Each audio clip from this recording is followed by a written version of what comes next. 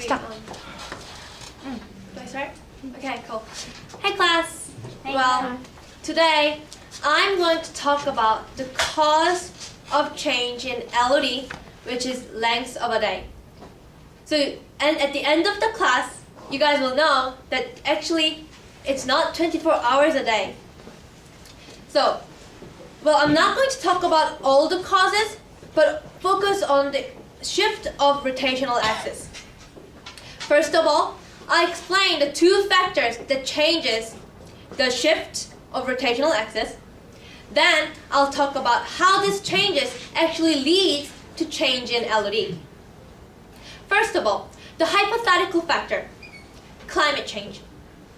New scientists have reported the International Government Panel on Climate Change has proposed that by 2100, there will be double the amount of carbon dioxide compared to 2000.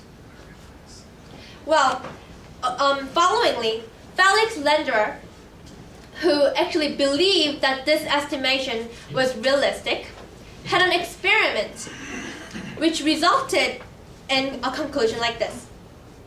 The climate change will cause the temperature of the ocean to rise, which will further lead to the changes of density and circulation, which will further lead on to the net transfer of mass to the higher latitudes nearer to the rotational axis. Now, the second factor is a realistic factor. It is the diastrophism. Diastrophism, such as earthquakes, subduction, or volcanic reactions, would reduce the Earth's equatorial circumferences by a few millimeters and also cause denser materials to be moved nearer to the core. This is according to National Geographic. Well, now leading on to my second point.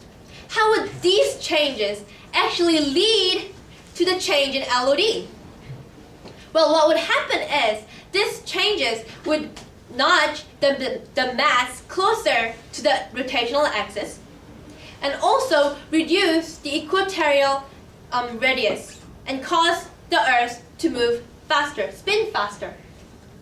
This can be explained very easily through the ice skater effect, which was proposed by the Professor Dutch of the University of Wisconsin.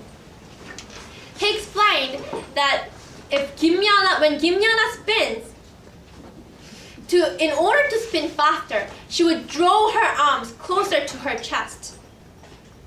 This is using the law of conservation of angular momentum. The angular momentum is conserved. However, her radius of the circumference is shortened. That's why she is able to spin faster. So what have I explained to you?